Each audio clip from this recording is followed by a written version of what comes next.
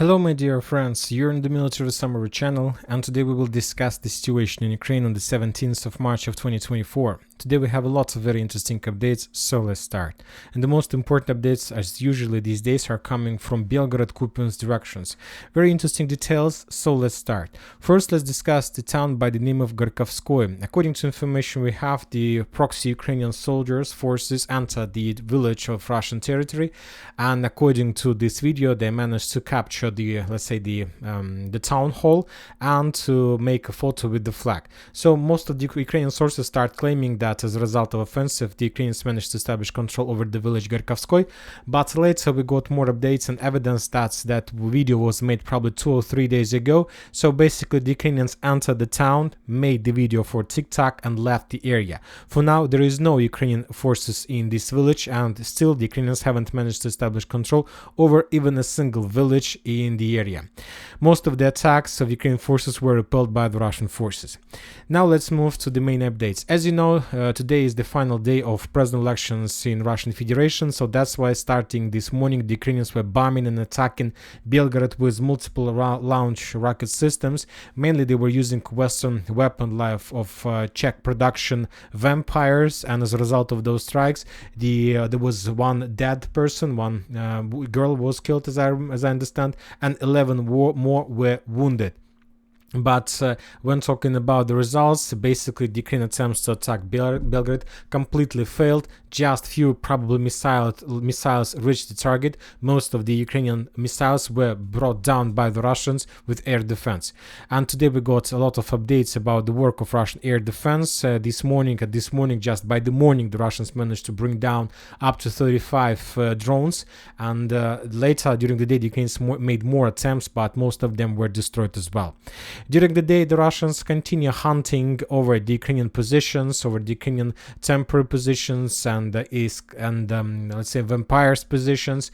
And for example, today the Russians published the video how they managed to discover another, let's say, Vampire multiple launch rocket system in the vicinity of the village by the name of Belgorod. On this video, we can see the Ukrainians were trying to, let's say, start attack the Belgorod, but they were discovered by the Russians, and as a result of Iskander, the entire, let's say, system was destroyed, including the crew.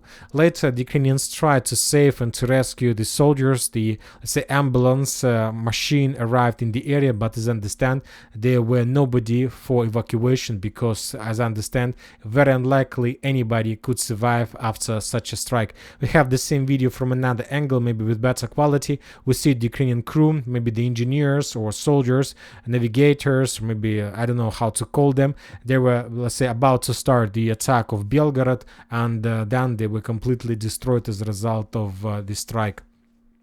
Furthermore, during the previous 24 hours, the Russians discovered few more additional Ukrainian temporary positions.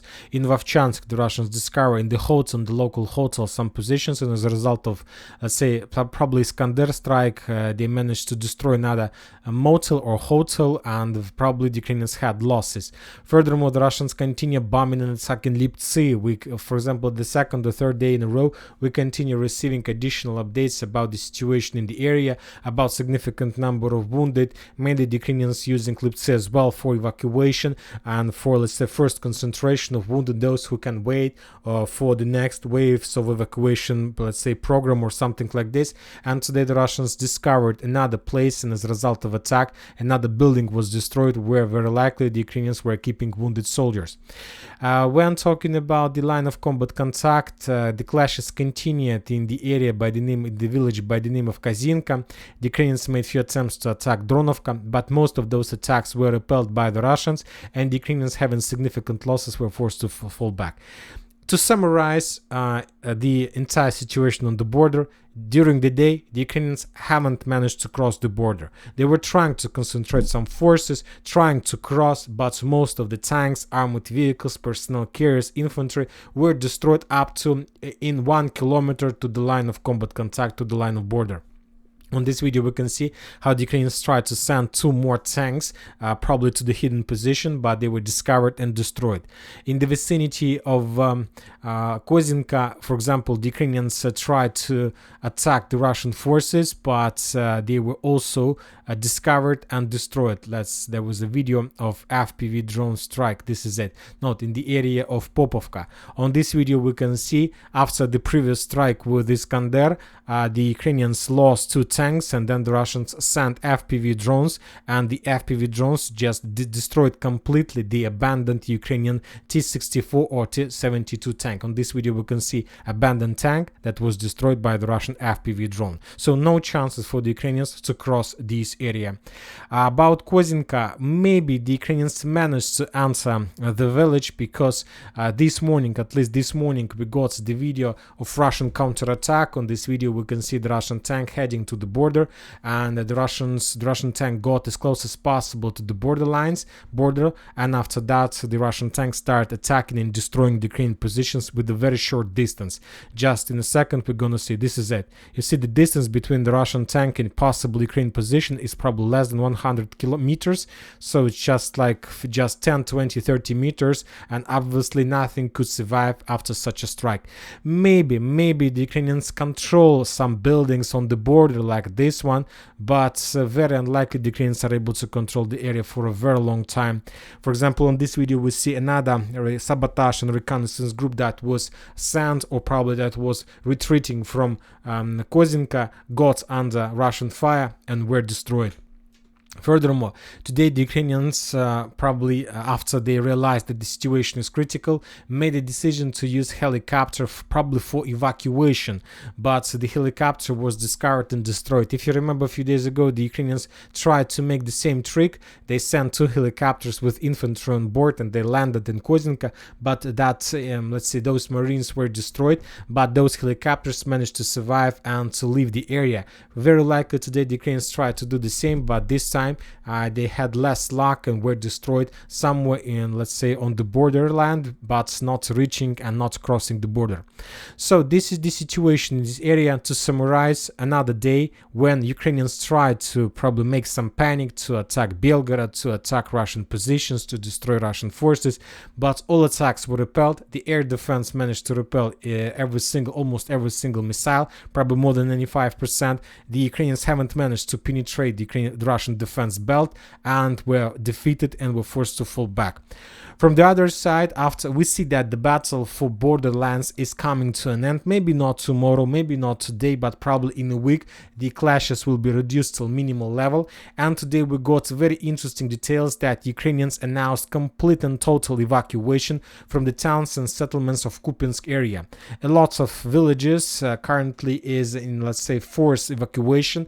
Ukrainians are not asking permission or are asking whether you want to evacuate or not. They are taking everyone and moving from the border, which confirms that either the Ukrainians are planning to deploy their forces there, or the possible plans of the Russian forces to attack and to start creation of the buffer zone. We understand that after all these things on the border from Ukrainian side, Putin doesn't have any other option but to start buffer operation. He needs to reduce the pressure on Belgorod, and the only possible solution for him is to return back as close as possible to the capital of Kharkiv area, to Kharkiv itself.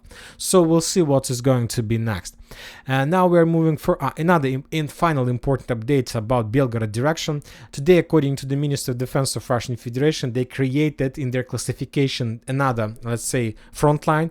We had Kupiansk, we had Donetsk, we had Avdiivka, South Donetsk and Kherson directions starting this year. But on the 17th of March, the Russians added additional direction, and this direction has the name of Belgorod direction. And according to Minister of Defense of Russian Federation, the Ukrainians lost up to 65 soldiers, the Vampire multiple launch rocket system, and D-20 howitzer on Belgorod direction. So we'll see whether the Russians are going to close the direction, or because of the fact that they have created, after the end of Ukraine attempts, they will continue developing the direction until they reach the outskirts of Kharkiv. Now we are moving further to northern Kupiansk area. Today we got just one important update that the Russians launched an offensive operation, assault operation towards Kotlarovka. This report we received in the morning, and by the end of the day we still haven't received any details whether the Russians were successful or that was just reconnaissance in combat. And when talking about southern Kupian direction, we don't have any updates, just a few attacks from the Ukrainian side. On this video we can see the Ukrainians attacking the Russian forces, the Russian positions with mortars, with cluster rounds, with different types of weapons, which confirms the edge Russian position on direction. On this video we can see another attempt from the Russian side to attack the Ukrainians with a significant number of armored vehicles, and most of those armored vehicles were damaged and attacked by the Ukrainian FPV drones, which also confirms the Russian control over the area and also confirms additional Russian attempts to attack in direction of Terny. And now we are moving further to the south. We haven't received almost anything from Belgorod, just additional military routine of FPV drone bombing of Ukrainian positions in the town. So this is something like the clearing operation or the beginning of this, but without any progress on the ground. Interesting details are coming from Razdolovka. Probably 5th or 6th day in a row we continue receiving updates from the village. The Russians, after let's say 12 hour strikes, after aviation bombings, start clearing the area with FPV drones. Very likely that the next step is going to be Russian attack towards Razdolovka with the purpose to break through the Ukrainian defense belt and to move further to Siversk from the south. So all this activity confirms some Russian plans in this area. We haven't received anything for another day from Ivanovskaya area. We haven't received any updates about aviation bombs in the eastern part of Chasiv Yar. Currently we don't have anything to talk about, just counter-artillery duels and Russian attempts, and Russians were bombing the Ukrainians, let's say in Grigorivka, but this is nothing special, just a regular military routine on direction. Now we are moving further to Avdiivka area, where we have some additional updates. Let's start from Berdichi. For now we still haven't received any updates whether the Russians managed to completely establish control over the village. For now we know just for sure that the Russians control the intersection of streets between Semyonovka and Berdichi itself. We got, let's say, the Russians try to support and to save the foothold as long as possible, and they're using artillery to suppress the Ukrainian positions and not to allow them to regroup and to counterattack.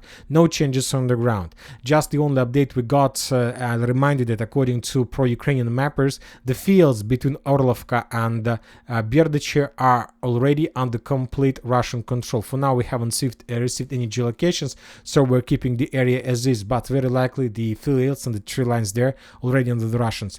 Orlovka, we have additional Russian progress. Additional mappers confirms the Russian control over the let's say eastern part, the western part, central part, northwestern part. So this approximately the control of the Russians in Berdichi and Orlovka. And today, as we discussed in the previous video, the Russians continue encirclement and the same encirclement of the farms to the west of Toninka. Yesterday we discussed the Russian attack along these trenches. We had geolocation of this, and today we got another geolocation how the Russians were moving along Centralna Street. So based on these two videos and geolocations, we can make a conclusion that either the Ukrainians in the farms already cut off from the mainland, or they have already abandoned their positions. Very likely the battle for the western part is going to be finished very soon. When talking about the Nivolska, Krasnogorovka, Mariinka, just counter-artillery duels and Russian strikes against Ukrainian positions in the deep rear with Iskanders, with the Tornado S systems, with aviation bombs, but no progress on the ground. So after a very active phase, after a very active week of clashes, the Russians took a small operational pause, currently for regrouping, and probably after regrouping they will try to finish the battle for these towns, for Krasnogorovka, for Первомайska, for Georgievka, and of course for Pobeda and Novomikhailivka. From Novomikhailivka, no updates, no changes, just interesting video of how the Russians were bombing farms 2 or 3 weeks ago, just before they started and launched offensive operation. Some sources are saying that the video is fresh and this video shows the current situation in the area, but according to geolocations we have, the farms were captured 2 or 3 weeks ago. So for now we're not going to change the map, but if we continue receiving updates from the Ukrainian side, from the area, then we will have to change the map and show at least some part of the farms under complete Ukrainian control. No updates from Uglidar, and additional pictures and geolocations are coming from Staromayorsko-Urozhaine area. Today, the Russians continue bombing and attacking the Ukrainians along the tree lines to the east of Vrozhyna using the FAB 500 and let's say multiple launch rocket systems and RBK 500 aviation cluster shells. And as a result of one of those attacks, the Russians managed to destroy a small ammo depot among the fields. This is from just if we consider this video as like separate alone, nothing special, just a military routine. But if we increase the numbers of days since the beginning of the months, we can see that the Russians were pretty focused exactly on the southeastern part of Vrozhyna, and as you can see, the Russians were focused on the farms, intersections, tree lines in this area. So all these geolocations confirms that either the Ukrainians have concentrated forces for possible offensive operation further to the south, or the Russians are bombing the area to prepare the roads for their offensive operation. And now we are moving probably to the second, the most important area, to Zaporizhzhia direction. We got today lots of updates from the territory, so let's discuss them. First, let's talk about the Ministry of Defense of Russian Federation report, and according to them, the Russians managed to establish control over the village by the name of Mirna. This village is located to the east from Orechov and to the southwest from HuliaiPole. Later, this information was confirmed by a Rybar military expert that the Russians captured, but if you ask my opinion, to tell the truth, if we increase the numbers of days from this area, let's say since the beginning of December, we're going to receive just 3 events from the village. 2 events we have already discussed, the Russian control according to Minister of Defense, the Rybar control according to him, and we have just one geolocated video how the Ukrainians of 67th probably mechanized brigade were bombing and attacking the Russians in this area on the 2nd of December.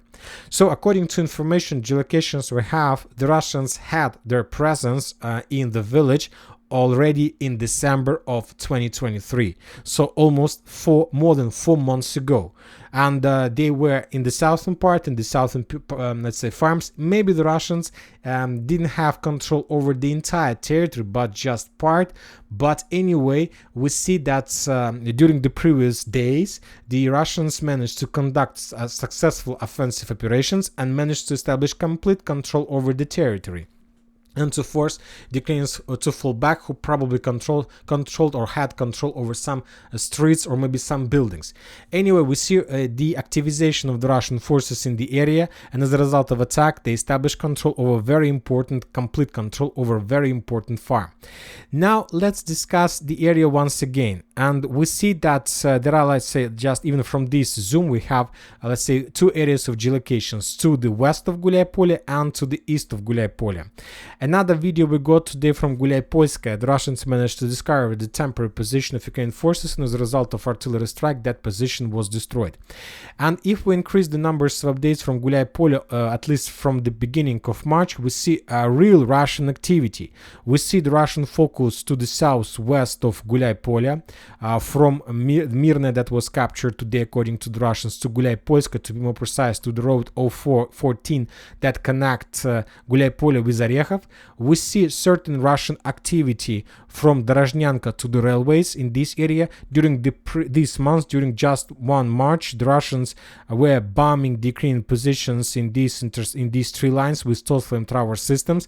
These positions located very close to the Russian edge positions. Maybe the Russians have some plans to attack, and the Russians using FPV drones were bombing and attacking the Ukrainian forces along the railways. This is the southwestern direction of Russian attacks. Also, we have the Russian attempts to attack in some geolocations from Marfapol towards Zelenyy Gai, and not just towards Zelenyy Gai, but towards Chervone and towards Malinovka. So this is the first, and from this direction during just 1 March we got a lot of geolocations confirming Russian attacks, with using significant number of personnel, armored carriers and tanks and armored vehicles. Most of those attacks, the videos of most of those attacks were published by the Ukrainian forces who were trying to repel them. And of course, according to the Ukrainians, they managed to repel the Russians' attacks, to save the area, and so on. But and this is another video of another let's say Russian attack. But if we summarize everything, we have also additional Russian focus in the village by the name of Malinovka. Just since the beginning of March, the Russians destroyed 3 temporary positions with Lemur missiles. This is the video that event that took place on the northern part. A little bit further to the south we have another video of Lemur missile strike, and lots of explosions, lots of damage, lots of warehouses were destroyed, another Lemur missile. If we increase the numbers of this since the beginning of January till, let's say, today, then we're gonna see that Malinovka is under very heavy fire, and mainly the Russians are using Lemur missiles. I don't know why they're used just this weapon against this small village. Maybe they have some reasons for this, maybe, I don't know. But anyway, we see a real Russian focus towards the village since the beginning in this area since the beginning of the March of 2024. Furthermore, if we take a look, so this is another direction, let's say global direction of the Russian forces in Malinovka. And another important things are coming from HuliaiPole itself. We have two geolocations, at least just during these months. The Russians were bombing and attacking the village with FABs, with different types of weapon, with heavy weapon, of course. And as a result of those strikes, a lot of temporary positions, warehouses were destroyed as well. So all these geolocations, all these things around HuliaiPole tells me one important thing. Either the Russians are planning to start offensive operation to capture HuliaiPole, and they're going to do this very soon, or the Ukrainians have concentrated significant number of forces in the area with the purpose to start the second attempt or the second counter-offensive operation on the direction. And this is very important because at the same time with HuliaiPole, we have lots of updates this month from Robotyne. The Russians were attacking the central part, and probably they control the central part and the southern part of the village. Currently, we got additional updates of Russian attacks, let's say, trying to encircle the Ukrainian positions in the fields. I'm talking about this short, small base of the Ukrainians among the fields between Verbova and Robotyne, where the Ukrainians, yes, they captured additional Russian soldiers. We have some strikes in Orekhov, so we see a very big activity. And once again, what is all this about? Either the Russians are planning to start counteroffensive, or the Ukrainians are planning to start let's say, the spring offensive operation towards Tokmak, Melitopol, and to try to make another attempt to complete the things that they haven't managed to do in 2023. If you ask my opinion, I would like to talk just about the facts. And the facts are saying that currently the Russians are maintaining the gray zone. They captured Mirna, that was probably already captured in 2023, and today the Russians just captured additional buildings. The Russian attempts to attack in the vicinity of HuliaiPole, the Russian attacks in Robotyne and Verbova, all these things are telling me that the Russians just maintaining the gray zone and try to get as close as possible to Ukrainians before their attack. Because I don't see any value to capture Robotyne. Really, there is no value to spend soldiers just to, let's say, reduce the success of Ukrainians during the, let's say, 2023 counteroffensive. The only reason why the Russians can attack in Robotyne is to increase the distance the Ukrainians need to bypass if they ever start attack towards Tokmak. And these days we start receiving a lot of very interesting updates from Orekhov itself, and according to geolocations and according to information from the ground, from the very reliable resources, the Ukrainians started concentration of the forces on Zaporizhzhia direction. Once again, we can't tell for sure whether the Ukrainians are concentrating forces because they want to attack, or maybe they concentrate forces because they want to, let's say, repel the Russian possible attacks. I can't tell you for sure, but the only thing I know for sure that they're going to be spring battle exactly on Zaporizhzhia direction. The Ukrainians have already concentrated up to 45,000 soldiers in the area, and if we, let's say, remove all these things, all these geolocations, and if we remember once again the story of the battle, I'll remind you that the Western countries, including the United States of America, was requiring and demanding from Ukraine just one thing: attack towards Tokmak and Melitopol. The United States of America didn't ask Ukraine to attack in Bakhmut, to attack, let's say, in Kupiansk. The United States of America didn't ask the Ukrainians to attack on Belgorod. The states were asking just one thing: attack with everything you have, with weapon we gave you, just towards Tokmak and Melitopol.